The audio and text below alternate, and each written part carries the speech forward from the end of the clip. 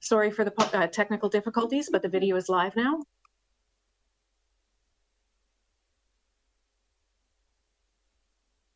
Thank you, and welcome to the Community Service Committee meeting of July 8th. I would like to first acknowledge that we are on the traditional territory of the Coast Salish people. And personally, I am in the Shawnigan Lake water basin. I'd also like to welcome alternate directors Tatum and alternate director Manhas, who will be joining us today. First order of business is approval of the agenda. Do I have approval of the agenda, please? It's moved and second. Call the question. All in favor? Any opposed? Motion carries. Next, we have adoption of the minutes.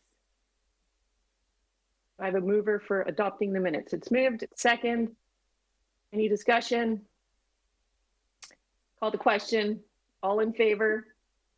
Any opposed? Motion carries. Any business arising from the minutes? Ms. Legault. Nothing from staff. Thank you. Next, we have public input, and I will turn it back to you. Thank you, Madam Chair. We have 5 submissions for public input period today. The first item is from Rebecca Bennett with regard to the Cowichan Region Child Care Assessment Report. I'm extremely pleased that our community leaders came together rather than individually to apply and received a substantial grant to complete the Cowichan Region Child Care Assessment Report. I'm grateful to the community members and the many hours that have gone into preparing this report. However, I am concerned as to where it will end up. I've been an early childhood educator for 36 years and have worked directly with the diverse families in the Cowichan Valley. The critical needs for our families must be addressed by moving this report forward. I'm encouraging all community leaders to act on these recommendations. Thank you, Rebecca Bennett. The second item is on the same agenda item on the child care plan, and this is from Laura White. I'd like to take this time to refer to page 34 of the Cowichan Region Child Care Plan Final Report. Table 15, Types of Local Government Policies and Resources and Their Impact on Childcare, makes recommendations to local governments and states a childcare strategy or policy acknowledges childcare is fundamental to supporting healthy children and communities. This statement accentuates the importance of promoting accessible, high-quality childcare within the CVRD, ensuring spaces available to childcare providers and removing cumbersome municipal barriers in order to create these much-needed spaces should be of vital importance to all levels of government. When local governments prioritize the health and well-being of their youngest citizens, strong communities will prosper and grow. I strongly recommend the incorporation of a childcare strategy that is part of all future community planning. When governments make childcare a top priority, they benefit from the success of their investment. They create communities where families continue to live, work, play, create, and achieve. And that was from Laura White. Item 3 is from Adrienne Brown regarding the Child Care Assessment Report. I am a retired early childhood educator and a member of the Child and Family Council of the Cowichan Communities. I've reviewed the recommendations of the Cowichan Region Child Care Assessment Report by Malatest and Associates. I strongly urge the CVRD to endorse this report. We need to make childcare part of our official community plan and designate a staff person to move these recommendations forward and make them a reality in our community. We need to work with our provincial and federal governments to provide affordable, quality childcare spaces in the Cowichan region. Signed, Adrienne Brown. Item 4 is on the child care plan from Carmen Barkley, the program coordinator with the Child Care Resource and Referral of Cowichan Valley. Greetings all. I've had the opportunity to briefly review the recommendations set out in the research document done by Malatest for childcare in Cowichan Valley. I'd like to let you know that I support the recommendations and look forward to an opportunity of working collaboratively with the CVRD and other districts to implement the recommendations fully. And this is signed Carmen Barkley from the Child Care Resource and Referral, Cowichan Valley. Item 5 is also on the Child Care Assessment Report from Mary Dolan. Action already taken by the CVRD directors, such as the endorsement of the $10 a day childcare plan for BC in 2013 and leadership towards the creation of this comprehensive childcare assessment report by Malatest and Associates, is appreciated. Affordable, quality childcare is beneficial in many ways, and it is essential to the economic recovery of Canada, of BC, the Cowichan region, and our families. Action on rolling out the $10 a day plan in BC is underway. Progress is being made. However, federal funds as well as provincial funds need to be invested to meet the urgent needs outlined in this report, and so that parents can choose to participate in the workforce. In order for this report to be transformed into action and tangible service delivery, the leadership and wisdom of all levels of government is necessary. It is no longer an option to believe that professional early childhood educators and childcare providers can subsidize this necessary social service, which needs to be accessible, affordable, inclusive, high quality, accountable, and employ dedicated, educated staff who will have fair remuneration and benefits. Thank you for this opportunity to give voice. And this is signed Mary Dolan. And that concludes public input period. Thank you. On to delegations. Ms. Black, you're up next. Thank you. After all that intro, that's a good segue into our piece here. So thank you all for having me to present the findings of the Child Care Assessment Report. I've only got 10 minutes, so it's going to be a very brief overview, and I encourage you to review the report. And if you have any questions, I'm always available by email after. So with that, I will open up PowerPoint.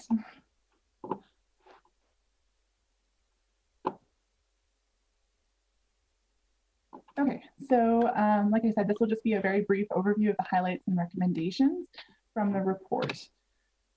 We'll talk a little bit about the current childcare challenges facing the CBRD, briefly cover the population projections that were used to inform our recommendations for childcare spaces, flesh out a little bit the future childcare needs that we identified and the recommendations to meet those needs. So based on our surveys and consultations with stakeholders, including families, affordability and availability of childcare spaces were one of the biggest issues of preventing people from accessing childcare in the Cowichan Valley region. From our survey, we estimate that 20% of all families in the Cowichan Valley Regional District do not use childcare because of these challenges. That is 20% of all families, not just 20% of families that don't use childcare. So that is quite a substantial proportion. Among families that do use childcare, affordability and availability are barriers to preferred type of care for half of them. So that's things like they may prefer to use licensed care, but they are using, a relative or someone else to care for their children. Childcare quality was also identified as a major challenge. Only 1/3 of parents and caregivers thought that childcare options in the Cowichan Valley Regional District are inclusive of children of all abilities and reflect the diversity of their communities. It should also be noted here that a majority of parents and caregivers were still satisfied with the quality of their personal care arrangements, so these may not factor heavily in their own assessment of childcare quality, but a lot of literature on the subject really strongly recommends that inclusion and diversity is a hugely important part of a quality childcare education. For childcare operators, there were a few major challenges identified. Hiring and retention was a major issue. Across the entire CBRD, 91% of all the folks that participated in our research cited challenges hiring qualified staff as a barrier to expanding spaces. They simply can't offer more spaces because they don't have the staff to meet the required staff to child ratio. Wages were also a major challenge. Most acknowledge that pay in the sector is quite low, but it's challenging to increase compensation due to thin margins. Physical space was also a challenge. There are minimum space requirements per child for all licensed childcare, so they need more space if they're going to offer more spaces in their programs. 75% of operators said that expanding existing sites was a barrier to offering more spaces, and 45% noted that they found working with local bylaws to be a challenge. And we'll just cover the coverage rates really quickly here. Coverage rates are high for those in the preschool age range, 3 to 5 years, but quite low among infant, toddler, and school-aged groups. So you can see in the far right column there, the coverage rates are provided. For the preschool age children, it's 48%, which means that for every 100 children aged 3 to 5 years in the region, there are 48 spaces. For infants and toddlers, that is quite a bit lower at 18%, and for school-age children, it is only 13%. And then finally, population projections. So this was taken from BC Stats people projection data, and we looked at the projected population of children in each of those 3 age groups from 2020 to 2030. So even though population in the CVRD is expected to grow over the next 10 years, the population of children aged 12 and younger is expected to decrease by 8%, slightly less than 1,000. You can see that the population of 0 to 2-year-olds will stay about the same. It'll drop slightly by 2030. The major decrease is going to come from the 6 to 12-year-old group. And so when calculating future childcare needs, we based our calculations on both those population projections that I just showed you, as well as target coverage rates that we developed based on a number of sources. So the target coverage rates were 55% for the infant toddler group, 85% for preschool age children, and 20% for school age children. Targets for the 0 to 2 years and 3 to 5 years age groups are considerably higher than the minimum recommended by the Canadian Centre for Policy Alternatives. We identified these much higher rates due to the findings from the survey and other research that we did during the consultation period, which suggested that demand is much higher. We also anticipated, based on the rollout of the Universal Childcare Initiative, that demand will increase quite a lot. And this was also borne out by some research that was done in Toronto regarding a number of childcare simulations where different affordability scenarios were modeled. So these targets were baselines. We adjusted them up or down for each sub-region within the CVRD based on research findings, but this presentation will just give an overall view of childcare creation spaces. So although the population of children will decrease over the next 10 years, the target coverage rates are quite high. And so even though the population is decreasing, we're still recommending increases in childcare spaces. The 2020 row there that's highlighted in red is the current number of spaces based on the UBCM childcare inventory.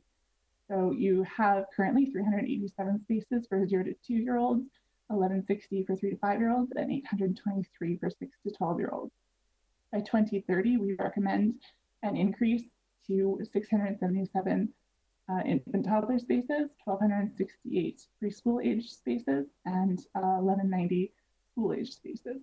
So that's an increase of slightly less than 800 spaces overall. We also covered in the final report the additional floor space and exterior space. There were quite a lot of caveats around this, so I recommend that you review the report for this piece. So we identified the number of new programs needed. There are maximum numbers of children that can be accommodated in any single program. For example, in the birth to 36 months, I believe it's 8 or 12. Apologies for not knowing that off the top of my head. So you will actually need to create new programs, and likely you will need new sites to accommodate these additional spaces. And then each of those different program types have minimum floor space requirements and exterior activity spaces. So we identified how much space is needed to accommodate all these additional programs over the next 10 years. This table shows by 2030. It is not given for each year from 2020 to 2030. And then we also identified future childcare needs for staffing. Provincial requirements set a maximum ratio of children to educators in all licensed childcare types. Based on these ratios, we calculated the following staffing needs by 2030. 18 new ECE infant toddler positions, 31 new ECE positions, 16 new ECE assistant positions, and 5 new responsible adult positions. It was noted that the number one issue is finding and retaining good quality staff. And although we do recommend really sort of pushing people to pursue higher level qualifications in the report, so somebody who's going for an ECEA could be encouraged to go for an ECE or ECE infant toddler, you do need across the board increases in all of these staffing levels. And so our recommendations, we came up with a series of recommendations in different areas. The first area is increasing coverage rates. So as I noted, there's approximately 800 new spaces needed to achieve those coverage rates noted earlier. And if meeting those targets is not possible, then at least emphasize increasing infant toddler spaces, as current coverage rates for this group are very low. And you should aim to have at a minimum a 33% coverage rate, as I noted. Creating new childcare sites to create or to accommodate those space creations, you will need quite a lot of new programs and sites, and there are opportunities to support childcare programs by helping create new sites. Accessibility was also noted as an issue, which unfortunately I didn't have a chance to get into in this presentation, but we recommend considering public accessibility of potential new sites to ensure that families without access to a personal vehicle can still access childcare, as well as incentivizing childcare with extended and non-traditional hours, such as early morning, later evenings, and overnight care. Affordability was also noted as an issue. Attend to affordability is a key aspect of expanding childcare in the Cowichan region. We understand that the $10 a day childcare initiative is going to sort of address a lot of these affordability issues, but it is also something the Cowichan region can support, especially in terms of capital investments, such as expanding childcare sites and supporting staffing growth. Supporting workers and providers. So promoting childcare as a career to youth in the Cowichan region. As you know, especially high school age students are considering post-secondary options for them, being aware of early childhood education and seeing it as a valuable opportunity for their career may be helpful in meeting some of the staffing needs moving forward. Promoting higher levels of childcare qualifications, so people who may be going for a responsible adult could be encouraged to pursue higher levels of childcare qualifications or upgrade if they've already been working in the field for a while. And then additionally, support UCEs through professional development opportunities to help them maintain their credential. They are required to get 40 hours of professional development every 5 years, which can be a challenge because they are required to pay for it themselves and seek out appropriate professional development opportunities. So there may be an opportunity for the CBRD to help them with that through organizing professional development workshops, helping keep them affordable and that sort of thing. And finally, childcare quality. As I mentioned, only 1/3 of parents and caregivers believed that childcare options in the Cowichan Valley region are diverse and inclusive of children with diverse needs. So those are things that should be attended to and promoted. And finally, promoting best practices in childcare through monitoring and accountability measures, which may be better addressed through collaboration with the provincial government as the universal childcare policy rolls out. And each of these recommendations that I've suggested here, we did have specific actions associated with them, but given the short time frame for this presentation, not able to get into all of them, but they are in the final report. And that's it. Any questions? Thank you, Ms. Black. Perhaps we would just ask that you stop sharing so that we could see, so then I can see everybody, and I will take. Sorry, oh, there we go. Stop. And if anybody wants to get on the list, I'm sorry if you had your hand up, I didn't see it earlier. I have Director Stone, Salmon, Morrison. Anyone else? Not at this time. I recognize Director Stone. Thank you for that, and thank you for the presentation, and more so the 311 pages in the report. I'll admit to being able to read the general information recommendations and just dive into some of the local considerations more for the northern part of the region with the limited time that I had. But I do want to thank you because I think in a lot of ways it confirms some thoughts that we've had in local governments across the region in terms of the desperate need that we have for childcare, specifically in infant toddler. And just reflecting on some of the information here and the early information that was gathered that was helping support some of the childcare initiatives that we had in Ladysmith. We did receive that first grant for $875,000 for infant toddler spaces in partnership with the Boys and Girls Club. So, but it really remarks that that's to create 12 new spaces. So when you look at the scope of the issue and really in essence that we need to at least double that amount of spaces that we currently have for infant toddler, in the number of hundreds, 12 doesn't go a long way, even though it feels like a win. There's still a lot of work to do. And I do appreciate breaking it down by region and municipality to say there are policy things that we can do as well that help support better childcare. The question that I have is that these population estimates, and I've been through this over several years with schools as well. A lot of this information is used to close schools, for example, and then we find that the predictions consistently come in on the low side. There's been this, and maybe because it's a more regional look, but even trying to get into the local numbers, we've been told for the last 7 or 8 years that school-aged and younger children are continuing to decline.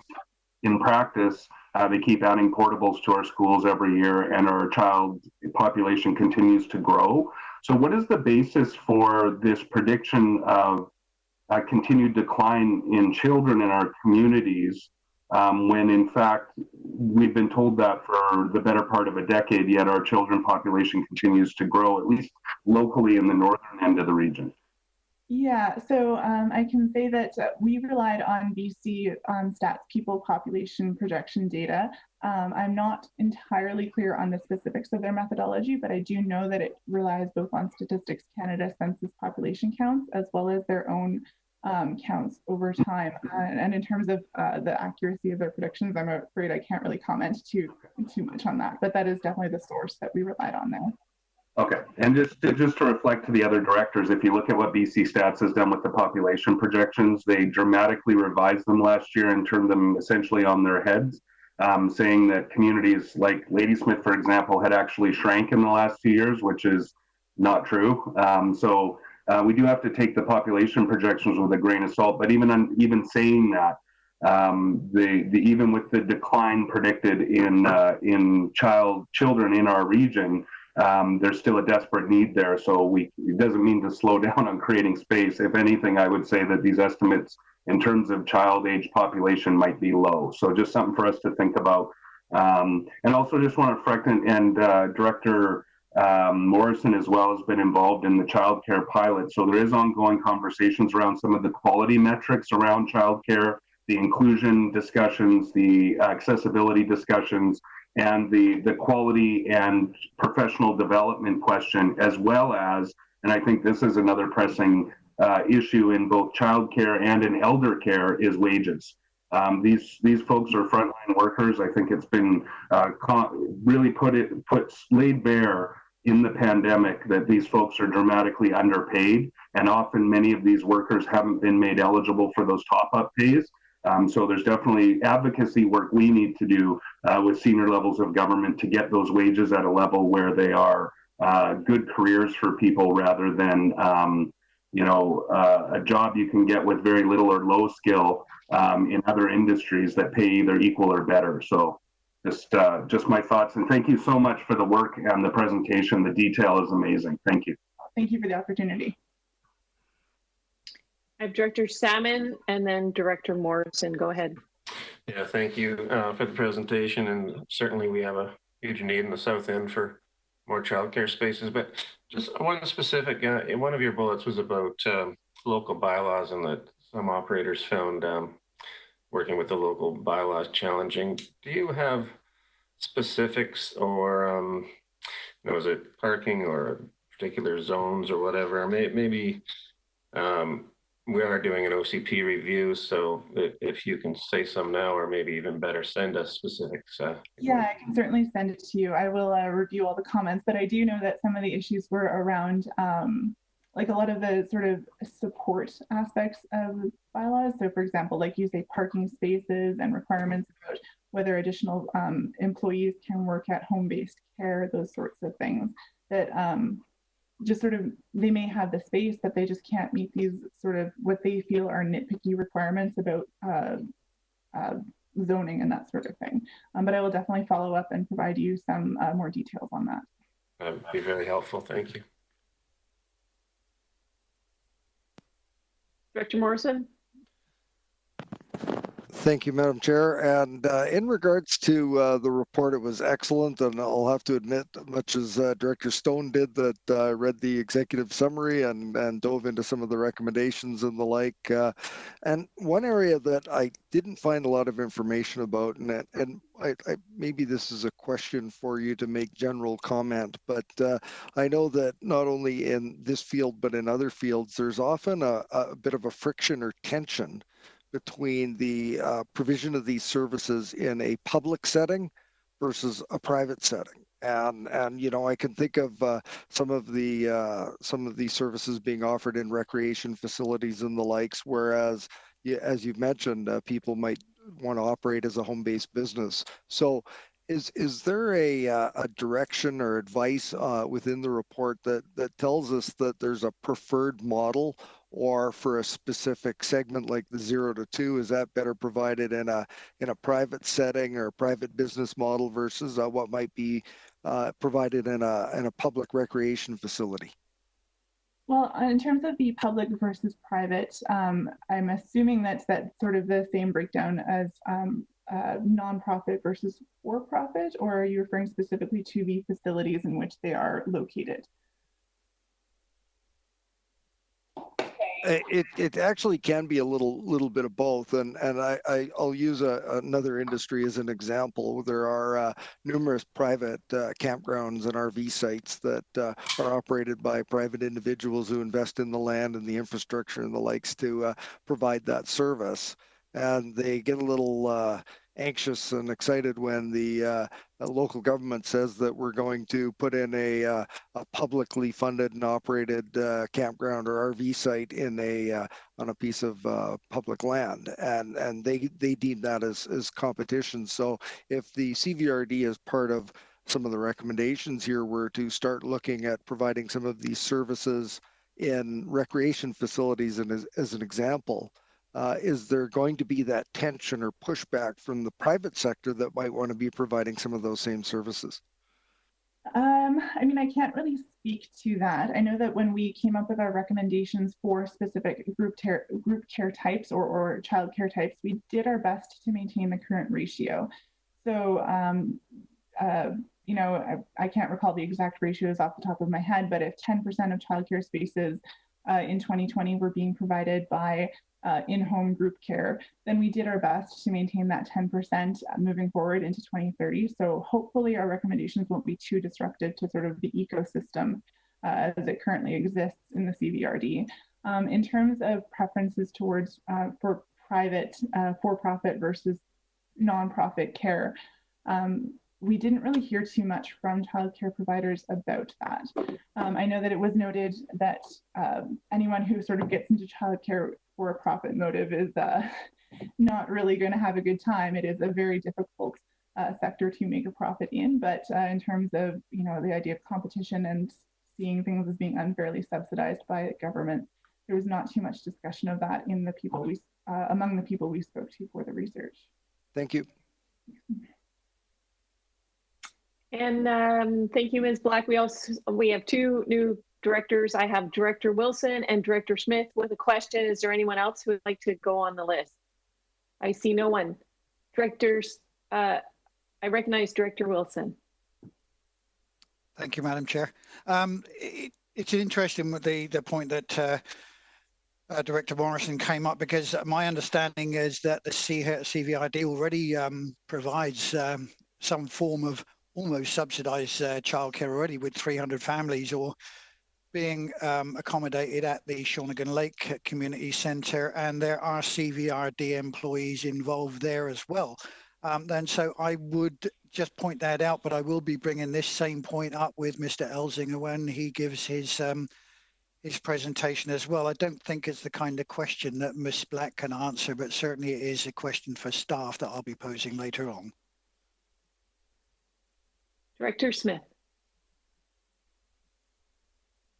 Thank you. I must admit 311 pages was definitely a long read, just like a novel, but our children, we love to read to our children of all those ages. And I did have some time last week to snuggle with a couple of grandkids and enjoy all the things that come from that age group and the vitality that they actually give us as we age. One of the things that I did notice is Island Health controls a lot of the licensing for daycares. And so they're under the provincial government who mandates those regulations. I think that a lot of the daycares struggle with the Island Health regulations. In your report, I didn't really get a feel for that area. Do you find that that's, I know that you talked about the bylaws, but are people confusing the bylaws of land use that is under our jurisdictions, or are they talking about the Island Health? Can you just maybe clarify that a little bit? Thank you. Well, I mean, our research in that area is a little bit limited because we were primarily speaking with childcare providers that were licensed already. So in terms of their experience with licensing, they had mostly had successful experiences and applied and received their licenses. We can't speak too much to folks who may have applied and didn't receive the licenses, and so they chose to operate unlicensed care. But as far as the comments that were coming from folks that we did speak to, it did primarily seem focused on the local land use issues, mostly because their biggest concern was expanding the sites they have, or possibly, expanding to a second site, a satellite or something like that. So I didn't hear too much from folks that they were getting confused or that their primary issue was with licensing requirements. But I can again follow up with you on that if you'd like with more information. Thank you, Ms. Black. Are there any more questions for Ms. Kate Black? Nope, I don't see any. So thank you so much for your presentation. Thank you. Yep, we would clap for you normally. Thank you. And thank you. We can do the virtual, send you a virtual clap. Thank you. Bye-bye. Bye for now. Next, we are moving on to, I actually did not check if we have any correspondence. I do not believe, but I will check with Ms. Legault. Do we have any correspondence? No. Next, we are moving on to reports for R1. We have a report from the General Manager, Community Services Department regarding the Cowichan Region Child Care Plan. And this is for information. I'll start a list with Director Stone. Go ahead, the floor is yours. Sorry, I keep getting confused between my Zoom commands and my WebEx commands. So I tried to do a clap, I can't do a clap. Tried to do it anyway, so I'm here. So I just wanted to reflect on some of the other more detailed stuff in the report. And I'm glad that Director Salmon brought up the OCP work and stuff, because I think we can do a lot of good policy work around childcare through that OCP process. And I know North Cowichan's embarking on an OCP review. Ladysmith is as well. And that is on our list of active transportation, childcare planning to better plan our communities for the future. So I think that's really important. And I just wanted to just reinforce the other piece around that Island Health Committee. So the Island Health was brought up as a limitation and an issue as well. So I think that, it's important that we continue to advocate for better policy making from the Island Health level to around childcare, around regulation, around support for that diversity, inclusion, and accessibility pieces, because those are flagged as concerns as well. So I'm just impressed by the report and looking forward to being able to use all of that data and plug it into updated OCPs and community plans. So I'm just happy with the report, and thank staff and all of the partners in the region, because it's such a great breakdown regionally and sub-regionally of the concerns and needs we have. So thumbs up. Thank you, Director Stone. Is there anyone else who has questions for staff or comments? I don't see anyone. Oh, Director Smith, go ahead. Thank you. For staff, I'm just wondering where the school board fits into this with their before school and after school programs on school property, and if we're where they fit into this and where the provincial government, looking at the wages, obviously the wages are something that is through the provincial government. If the provincial government feels this is an area where they can increase wages, yes, if we can just have a little bit more understanding where the school board fits into this. Thank you. Thank you. Is there staff that will, oh, Mr. Elzinga, thank you. Thank you, Madam Chair. The school district was very involved in this project. So again, the grant was from 5 local governments, North Cowichan, Duncan, Lake Cowichan, Ladysmith, and the CBRD. But we included 2 school district senior staff on the project authority group, our steering committee for this project, as well as our Cowichan Community Health Network. To answer Director Wilson's question that he asked in the last presentation around where funding could go toward public versus private, BC New Spaces Fund for infrastructure, the school district has been the one that's taken the most advantage of that. So it's identified in the report, the school district over the past year has received 6 $1 million grants for childcare improvements in concert with their schools. And the provincial government wants to fund what they can recognize as long-term commitments. And so that typically involves public institutions. So I was aware of the Ladysmith initiative as well, but I just wanted to say that the school district has been a major partner, and they are looking towards school district spaces for childcare as well.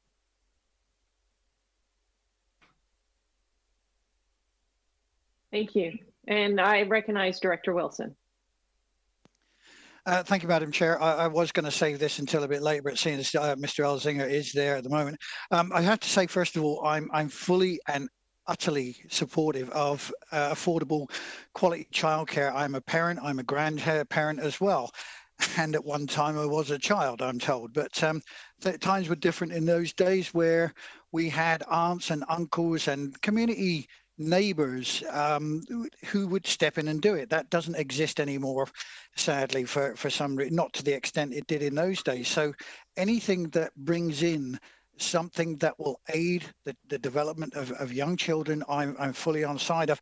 My biggest problem here, and I'm sure we'll bring it up again later on, is the CVRD. Is this report purely on the finding the spaces, or is there more to be that's not in the report saying, well, the CVRD will do this, that, and the other, where we're really stepping on provincial and federal grounds? But I'm sure that we'll discuss that more in the time when Mr. Elzinga presents his report as well in the next couple of hours. Thank you.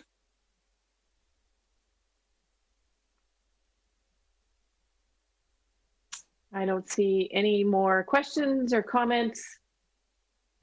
Oh, Director Stone. Sorry, I saw Mr. Elzinga's hand go up, but sorry.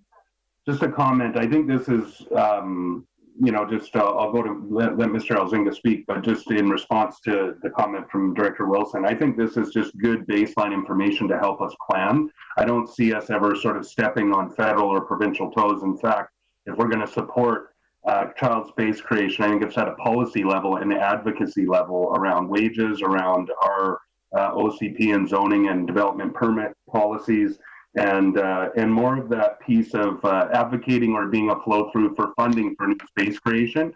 But we need to make sure that all of our childcare space providers, even if it does come to a local government facility, are on a level playing field. So those leases and things need to be commensurate with private competitors as well. So and there's great opportunity here, but I also see this as a policy tool, not as a let's go out and build a bunch of stuff for ourselves. Yeah, that's great. Thank you very much for that clarification. I appreciate that. I have Director Moore. Oh, sorry, Mr. Elzinga, did you want to make a comment before I go to Director Morrison? Yeah, I just wanted to respond to Director Wilson through the chair. So this is the presentation. The report is an attachment to this staff report. So this is why we're speaking to this right now. The intent of the grant was primarily around space creation and new spaces. And we took the opportunity with a consultant group as versatile as Melitest to provide some extra recommendations around staffing, wage remuneration, that sort of thing. So the main focus was space creation. There were some benefits in other areas. Thank you. I recognize Director Morrison. Thank you, Madam Chair, and through you to perhaps Mr. Elzinga. And I've got the recommendations on my screen before me, and you know, obviously there are areas that are definitely sort of our bailiwick jurisdiction-wise, and other areas that are not. And so through to Mr. Elzinga, you know, I can see where we can look at land use matters around pre-designated areas, and the one question around accessibility through public transit. We've done a similar thing where we've allocated Handy Dart to be within along the same routes as our regular routes, and maybe we would encourage development of early childhood spaces within certain distances of public transit. But is there, of this list that I'm looking at, increasing coverage rate, creating new childcare sites, accessibility, affordability, are there any of that list that's sort of low-hanging fruit that we can dive into you know, in a relatively short period of time, knowing that we're doing OCP harmonization and modernization? Any ones that you would point us to as to areas that we could bring immediate focus to?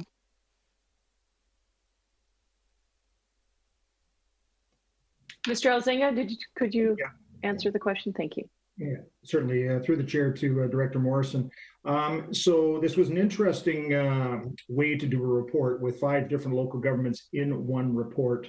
What we ended up doing was having approximately 40 pages each for 5 different sub-regions. We attempted to have recommendations for each electoral area. There was just not enough data collection from each electoral area to justify the results. So we had a sub-regional approach. So you'll see the South, the Central, Municipality of North Cowichan, the North, and the West.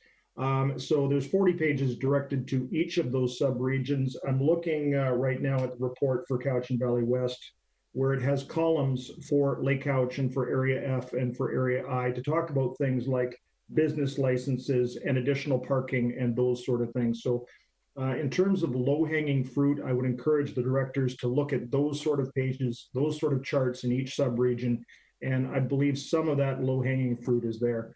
The comment earlier that the Shawnee Lake Community Center has childcare, we're certainly going to be capitalizing on some of the recommendations in the report for existing childcare and looking at our recreation facilities, especially for any other recommendations. Thank you, Mr. Elzinga. Next on my list, I have Director Sebring and then Director Smith. Is there anyone else that I've missed? I'm not the quickest one to catch the huge waving, so Director Sebring. Thank you. A couple of things. It was a very good report. I spent some time reading it, and yeah, there's a lot there. Like Ian and a few others, I went to mostly the executive summary and the recommendation. I want to come back to Director Wilson's comment. I mean, I'm very much alive to the notion of the land use piece, the zoning regulations, the parking, the things that sometimes stand in the way of getting these things cited. But I'm also seeing several references in the report to the notion of local government providing grants and hiring staff and creating staff positions to specifically facilitate and deal with this. And that, given our current context, particularly post-COVID, that's going to be a challenge. I'll leave it there for now. I mean, we'll have those discussions at budget time, but you know, to the folks who might be watching this live stream, I just want to make them alive to the fact that there are a whole bunch of competing priorities both at this table and at our municipal tables. And there's no guarantees that a report like this, as nice sounding as it is, will have all of its recommendations implemented. I'll just leave it there. Thank you. Thank you. Next, I have Director Smith and Director Stone. Thank you. I hear land use changes, thinking of changing our OCPs to all of a sudden look towards one specific group, maybe daycares and that. But then you start looking in electoral areas, and we have other businesses within our electoral areas. And then do we start making changes to our OCP to start accommodating those areas also? So I think when we're looking at the land use for daycares, we also have to proceed fairly cautiously when we are looking at that, because all of a sudden somebody's going to say, indicate to us that we've made those concessions for a specific group here, and then what about other areas? So I think it's something we need to proceed with cautiously, especially in electoral areas when it comes to our land use, so that we're not caught making concessions for one group and not necessarily looking at other groups too. Thank you. We have Director Stone, and then I'll put myself in. Thank you. Yeah, just on the position creation, we actually have 2 staff members that are taking on the responsibility for childcare planning and policy within existing staff. So I don't necessarily think it needs a requirement. We have Ms. Glenn in Parks, Recreation and Culture, who is sort of being our childcare champion within her existing duties, and then of course supported by our Director of Parks, Rec and Culture, as well as the Director of the planning department. So I think that there's an ability to manage or stick handle these issues through processes without necessarily having to go out and hire a specific person. But again, mileage may vary at different local governments, but I don't expect in Ladysmith we'll be taking on additional staff members just for childcare, but instead adding that to the list of responsibilities to existing staff. Thank you, Mr. Stone. I have a question for Ms. Gerolf. If it's, I'm wondering if it's worthwhile for the electoral areas to have a motion that this report be accepted so that we use it when planning for our harmonized OCP, or I guess it would be for the whole region, but particularly for the electoral areas, and we could discuss that at EASC. Thank you, Madam Chair. Ms. Gerolf. I think absolutely that we would welcome that type of recommendation. And I will note that a number of our official community plans do include policies respecting daycare facilities, and a number of our zoning bylaws do provide for daycares within various zones. And there are also provincial regulations that allow specific types of daycare facilities within single family homes. So there is some provision already being made for childcare spaces. I wanted to sort of clarify that from the land use planning perspective, but we'd certainly welcome the report for consideration for the harmonization project.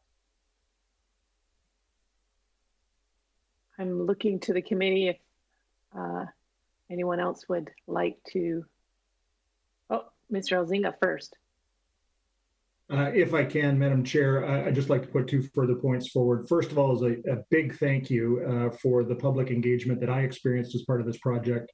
A shout out to the early years table in Cowichan and in Ladysmith, the Child Care Task Force. There were a number of bodies that provided input into this report. I just wanted to put out a thank you to them. And the other is that this presentation will happen at each of the other local governments. We'll be with North Cowichan next week, Ladysmith and City of Duncan the week after, and Lake Cowichan in 3 weeks' time. So, this report and presentation by Ms. Black and her team will happen at each of those local governments with numbers tailored to that sub-region. Thank you. I recognize Director Morrison. Thank you, Madam Chair. And maybe it's sort of, I'm anticipating where I think you might have been going there, but I would maybe pose a question to Mr. Carruthers or Ms. Legault. If, we're receiving this for information, it's my assumption that there's an automatic trickle down that goes through to all the various departments, especially land use services, where this will become part of the work product that we've had produced for us, and we will incorporate where possible the recommendations that are born within this report. That was for Mr. Carruthers. Ms. Carroll. Madam Chair, Mr. Carruthers. we don't generally resolve to receive a report. You've received it already. Yep. I suppose if you want to reinforce your desire to see that, you can refer it to the harmonized OCP and modernization process just as a course of action, but I would recommend that you vote to receive your report. Director Morrison, was that a motion to that effect? Yeah, I would recommend that we refer this to the staff for consideration in the HOCP and MOCP. And I see it was recognized by, seconded by Director Yanni DiNardo. Is there any discussion on the recommendation? I'll call the question. All in favor? Any opposed? Motion carries. Thank you so much. I think it's safe to move on to R2. Reports from the General Manager, Community Services regarding 2020 service levels for CVRD recreation centers. And Mr. Elzinga, is there anything you would like to start us off with on this one? Madam Chair, just a report for information as we're responding to COVID. Some of the hardest hit areas were in recreation. So I realize that the CVRD has passed a restoration plan, which includes at a high level recreation centers. We wanted to give a little bit more detail what's happening over the next 2 months, specifically with programs now happening inside recreation centers on a gradual basis where they can be physically distanced, and we're looking toward facility bookings beginning in August. Thank you so much. I would like to recognize staff, first of all, particularly the staff in the south for Kerry Park and Shawnee and Lake. They have been working tirelessly, and I can see that there's a lot of policy to be written and lots of things to think about. So, and it's a stressful time for many people. So I appreciate the staff who've done all this work on the report, and so that we can open the community centers. And so first I have Director Wilson and then Smith. Is there anyone else? I'm Director McGonigal and then Director Morrison. Thank you. Director Wilson. Thank you, Madam Chair. Sorry about this. Point of order here. I was expecting R1 to come back up because I still had some points I need to ask Mr. Elzinga. We seem to have bypassed R1.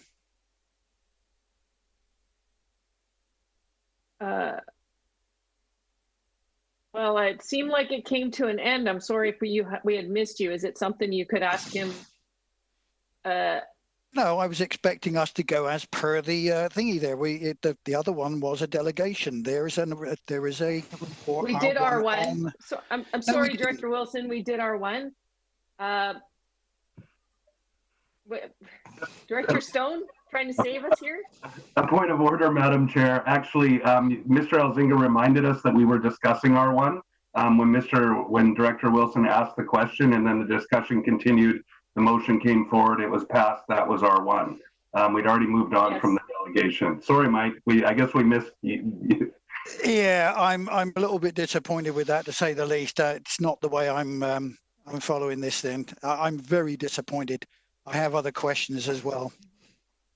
Okay, we're on R2. I'll find out if we can go back to R1 maybe at the end of the meeting. I'm not sure, Mike. I never had this. Director Wilson, have this happen. So, well, yeah, perhaps we should just stick to what it says on the agenda then and go through there. Sorry, Mike. Well, sorry, at the moment we're on R2. And you were reminded that we were discussing R1 when you asked the question. Mr. Elzinga reminded us that we're discussing R1. We'd clearly moved to R1. Thank you. I have Director Smith and then Director McGonigal and then Director Morrison. Director Smith. Thank you. I think that some of us are having some sound issues, so maybe that's part of what happened to Director Wilson. But my question is, will all these safety plans be published on the CVRD website so people who, if they're wanting to go to any of the facilities, will be able to pull up the plan, their public facilities, so that they can at least pre-read something to know what to expect when they get to the facility, or if they have any concerns, they can have it addressed before they get there. I mean, when you're walking around the communities or talking to people, so many people are so confused about what's allowed, what's not allowed. Do you have a mask on? Do you not have a mask on? You know, will there be things to wash your hands with? Do you come pre-dressed or not pre-dressed? And all these questions. So if people can actually access the safety plans for all the CVRD facilities, then they would be able to pre-read. And that's where, Mr. Elzinga, are these going to be actually posted on the CVRD website under COVID? Thank you. Mr. Elzinga. Thank you, Madam Chair. Through to Director Smith.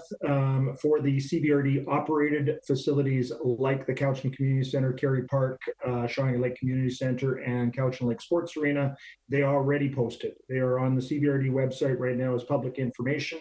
I believe everyone's aware that we've shared that template with other bodies for their own safety plans. But the ones for the 4 large recreation centers for the CBRD are posted on the website currently. Follow up, Director Smith. Yes, the Saltaire Community Center is a lease from the CVRD, and they will be producing their own safety plan, but it is a public facility. So will we also be publishing that on the website so that the communities that utilize it have that information? Mr. Elzinga.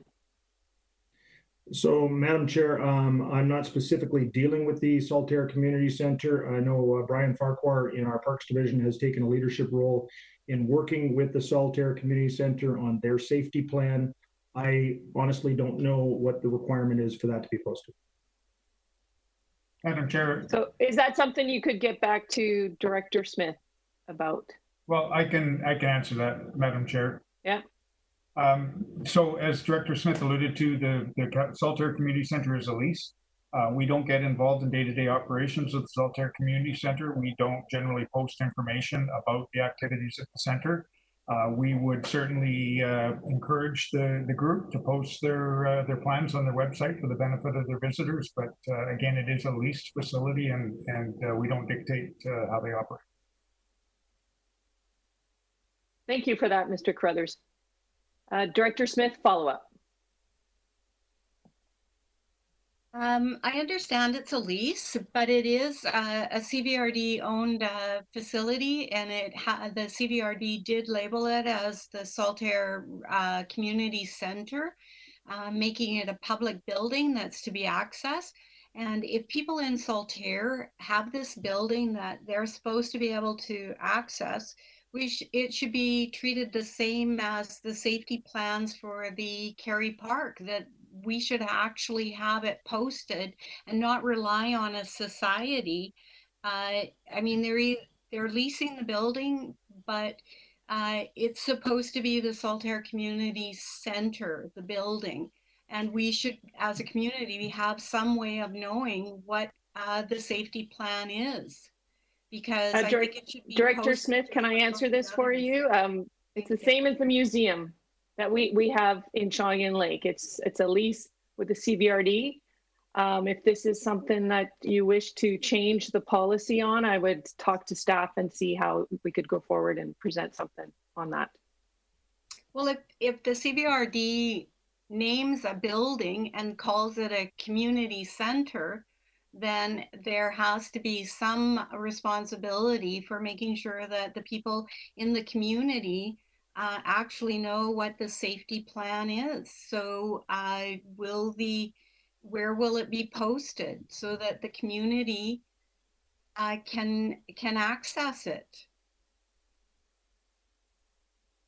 So my understanding is that would be a question for them then, because it's a lease. It's just like the museum. Our museum has posted their regulations and policies around how they're going to protect visitors to their building. Well, a museum is a little bit different. This offline, Director Smith. I feel like this has gone off topic since staff has answered that this is a lease. Next, I have Director McConigal. Thank you very much, Madam Chair. This has nothing to do with leases, etc. My question through you, if I may, is regarding the loss of revenues within the recreation facilities, and then with the implementation of reduced numbers on future programs and limited spaces within those. I would hope for an updated revenue projection on the recreation facilities moving forward. I know that there has been significant work on all the reopening plans, and it's an arduous task to try to go through all the processes to try to ensure people's safety. But I think it's prudent that we understand what the ramifications of a highly subsidized already recreation program, any indoor program is highly subsidized. And with the impacts of COVID, what that may have on an impact on bottom line of those. Thank you. So the staff want to try and, okay. Mr. Elzinga. Thank you, Madam Chair. So included in the report are some estimated surplus numbers for the 5 large budgets. And Director McGonigal is entirely correct. These need to be updated on a regular basis. So I have to hand it to the recreation managers for pulling together these numbers outside of a budget process and doing their due diligence in estimating what those revenues will be. This is based on reduced usage through the COVID response facility safety plans. So especially in arenas, we're looking at reduced ice time availability to have time in between uses for cleaning. So we actually had a conversation today about potentially moving that 45-minute window down to a 30-minute window. We're going to have further discussion on that over the next week for revenue purposes if we can maintain health and safety. So health and safety comes first. And we're certainly aware of the revenue implications. Follow up, Director McConigal. Thank you. And just as a follow-up, I think the projections give us a good estimate of what the anticipation is. When we look at perhaps within different regions, the angst of certain community members to perhaps participate in those would be appropriate to bring that forward in an update on a whatever basis we decide is appropriate, whether it be a monthly budget update or bi-monthly or whatever. It would be interesting to know how the reopening plans are progressing as opposed to the projections. That's all I'm wondering about. Thank you. Thank you. Next, I have Director Morrison. Thank you, Madam Chair. Through you to Mr. Elzinga, and I don't know whether this consideration or question has come up, but you know, just given the nature of how our recreation facilities are used, and I'm thinking more along the lines of, you know, hockey programs and figure skating programs and the likes, where it's more than just the on ice activity of the people coming to use the facility. And I'm, you know, thinking of a mom with a couple of kids and a young hockey player that, you know, it's a bit of an outing and it's a lot of work for them to get the kids bundled up and into the car and dropped off at the arena. And usually there's a significant amount of interaction amongst small family groups, or they will just go up and watch a hockey practice or watch a hockey game. And reading through the reports and what's anticipated to be the sort of new normal for that activity, that's something that just won't be provided for people to watch hockey games and the likes. And I'm just wondering if there's been any thought given to whether or not there could be a socially distanced, safe scenario created so that those people that do make a child's hockey game or hockey practice a bit of an outing for them to be able to be in that arena. As soon as you mentioned the limit of, I think it was 50 people or 25 people, whichever it was for what activity, that's excluding anybody else from being in the building while the activity is going on. And I think that's going to be a pretty tough social habit to break or to change in the near future. So has there been any consideration given as to how we could safely allow for spectators into the facility for that kind of activity? Mr. Elzinga. Madam Chair, if I may, through to Director Morrison.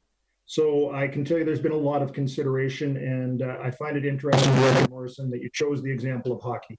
Hockey right now is our biggest question mark, and there's a lot of discussion around who's taking responsibility. Is it facilities, or is it the actual sports themselves? Via Sport is the umbrella organization for provincial sport organizations. They're the ones that we're talking to Dr. Bonnie Henry around a umbrella guideline for sport, and each provincial sport organization is responsible for setting their own guidelines under that umbrella. Hockey is a contact sport. It typically does not physically distance. And so we are wondering around what kind of modifications are going to happen to the game itself. And so there's a lot of discussion happening at the local level, at the Vancouver Island level, around hockey and what the game could look like. As per the number of spectators, right now it is my understanding, as per provincial health guidelines, that there can be a maximum of 50 people. My understanding is that is 50 people in the stands and more people on the ice surface. So we are working gradually for our plan right now to say 50 people total within the arena, spectators and participants, and we could gradually move toward that provincially allowable number of 50 in the stands. It is my understanding that some of our junior hockey groups, like our Cowichan Valley Capitals and the BC Hockey League, are in conversation with the ministry around spectators right now because their business relies on spectators. And so we're waiting for some direction around hockey, around spectators.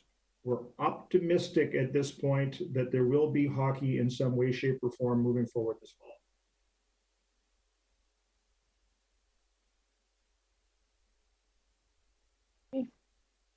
Thank you, Mr. Elzinga. Next, I have Director Morrison. You're good. Director Stone. I'm good, thanks. Okay, do we have anybody else? I don't see anyone. Thank you for that, and I suspect you don't need anything from us. I was trying to read my chat. Perhaps I could discuss with Legislative Services. I sent a chat, but now I don't see a copy of it. Am I able to bring back R1 just for Director Wilson to ask his questions? I don't know the procedure here. It's to the will of the committee, Madam Chair. Is the committee okay with that? Is that a yes? Hands up. Okay, Director Wilson, Mr. Elzinga is here for your question.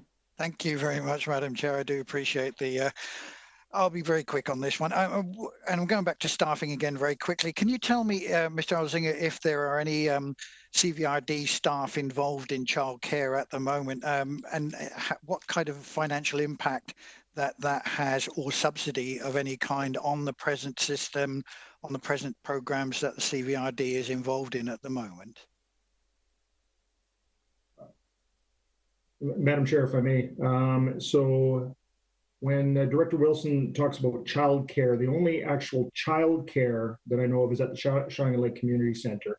Although we do a play school program in Cowichan Lake, we don't really typify that as childcare. It's we term that more of a recreation program.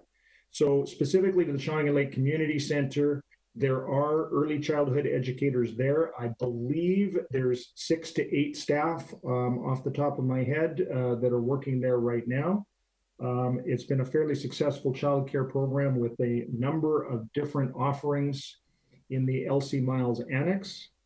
It is also my understanding that there has been increased subsidy from the provincial government during the COVID period to keep childcare. So we have a vastly increased subsidy for that program. Thank you, Mr. Elzinga. And a follow up, if I may. Did you said 6 to 8 staff? Is that 6 to 8 CVRD staff? Mr. Elzinga. That's correct.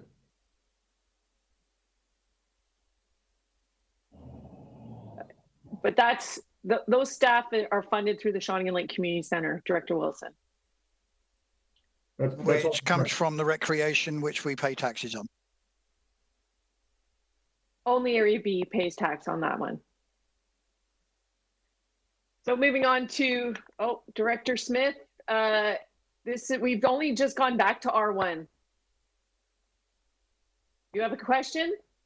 Yes, I have a question for Mr. Elzinga. Are the employees that are at the Shawnigan Lake Community Center, are they unionized under the CVRD?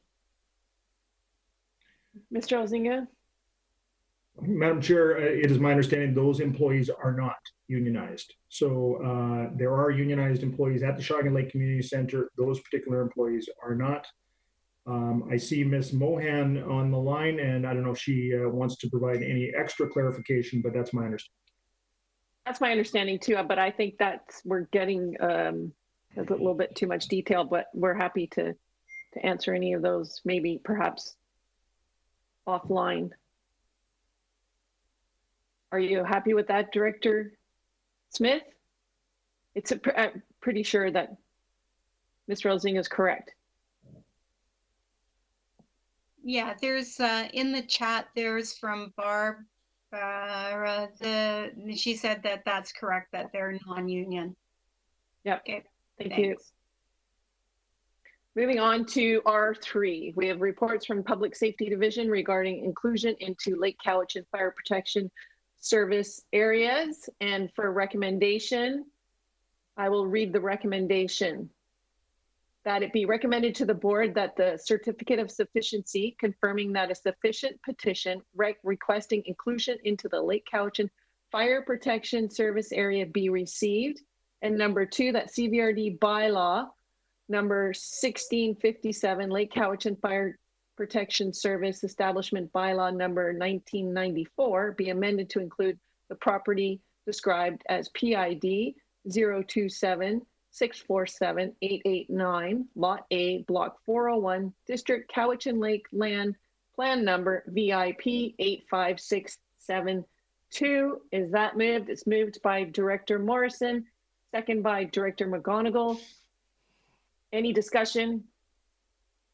I don't see any. I'll call the question. All in favor? Any opposed? Motion carries. Moving on to R4, report from the Public Safety Division regarding the Mill Bay Fire Protection Improvement District boundary adjustment. And the recommendation is as follows, that it be recommended to the board that the Mill Bay Fire Protection Improvement District be advised that the CVRD has no objection to a boundary extension to include properties at 742, 752, 762, 772, and 782 Memory Lane and 1600 Glen Lane. And Director Salmon moves it, second by Director Wilson. Any discussion? Call the question. All in favor? Any opposed? No one's opposed. Moving on to R5, report from the Public Safety Division Level 1 Emergency Support Services Program Update. And the recommendation is as follows. That it's recommended to the board that a change to the delivery model for emergency support services from contracted to an in-house led volunteer program be approved. It's been motion second. Any discussion on the motion? And Director Sebring, I see you waving frantically. That's not frantically. That's No, just I know. That's the royal wave, actually. That is the royal wave. Go ahead. I'm just curious to staff, and I'm not sure who wants to answer this. When we say volunteers, how are we recruiting those volunteers? What are we envisioning in terms of where are we getting these volunteers from in the community? When I see staff-led or in-house led volunteer program, initially when I looked at it, I went, so what are we doing? Are we asking the staff who are now sort of seconded to do this work at level 1, we're asking them now to volunteer their time so we have more flexibility in terms of scheduling it? Or, I mean, how's this actually going to work practically? I didn't understand that in the report. Maybe I missed it. Thank you, Director Sebring. And we have Mr. De Jong on line here. Can you take that question? Actually, it's me, Kira here. I can take the question. I can't see you. You're just a shadow. Oh, okay. I'm sorry. I saw his name there at the bottom. Sorry. Go ahead. Right. I'm sorry. Through the chair to Director Sebring. I'm sorry for not being clear. The narrative is intended to explain that we as staff will develop and lead the program and develop, lead, and manage the program, Director Sebring, and the program will be the foot soldiers will be volunteers, community-based volunteers. Does that answer the question? Yeah, it looks like it. Thanks. Thank you, Mr. Jose. Thank you. Anyone else have questions or comment? Oh, sorry. Yes, Director Haim. Thank you. I've been a volunteer member for ESS from the start. Regional District of Nanaimo does it in a number of areas through volunteers. Just a question to staff, is the expectation to create essentially response teams in each electoral area, or a broader base or more narrow? So through the chair to Director Haim, yes, we actually, Director Haim, just to give you some background, CVRD has in the past had a very, very vibrant ESS volunteer program. It just waned over the years. At one time, some of the directors on this call may remember we had upwards of 300 to 400 ESS volunteers at one time in our region, and it regressed into more of a staff-led program, and now we are reverting back to that. Consequently, because of some of the feedback we received from Red Cross. But I'm excited to get this program up and going again. It will be representative across the region through zones. We currently have the region divided into 4 zones. And we already have volunteers in some of those zones, and it'll continue that way. Thank you. I'm not seeing anyone else. Oh, Director Nicholson. Thank you. I think this is great. I'm really glad we're moving back in this direction. I think it will be really important to document critical success factors for sustaining this kind of a program, because I know that there are challenges, and it's all often about sort of the culture and how you set up a program like this that will keep it going over the long term. So I'm really interested in following this and hearing how it goes. Thank you. I don't see any more hands up, so I will call the question. All in favor? Any opposed? And motion carries. Moving on to question period. Ms. Legault.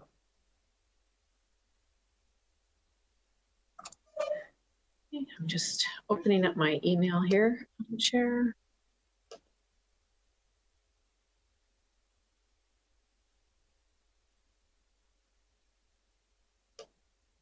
The first question is from Rebecca Bennett, and it says, Chair, thank you, Director Stone, for informing those watching as well as the other directors that it is possible to have staff take on childcare as part of their responsibilities without adding to the already stressed budgets. question in regards to moving forward with the recommendations, and as it is a very in-depth report, would the CBRD be prepared to elect a director to take on a leadership role in regards to childcare?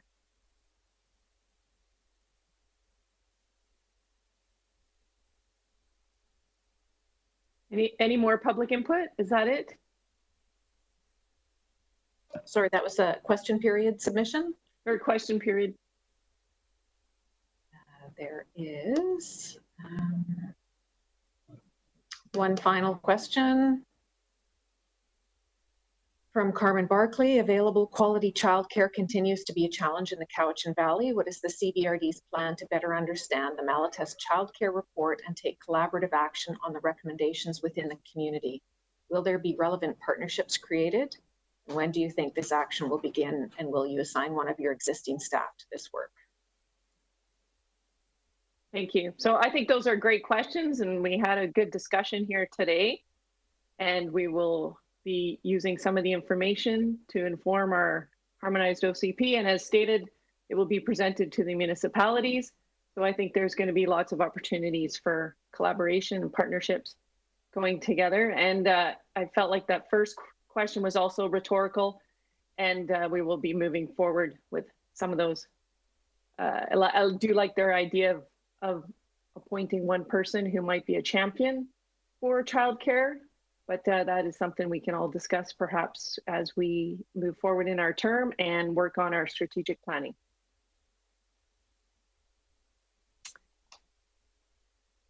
There's no more questions for the chair. Thank you. Next, I have a motion to adjourn, and we will meet at 5 p.m. And second, all in favor? Any opposed? No one's opposed. We'll see you at 5 o'clock. Goodbye, everyone.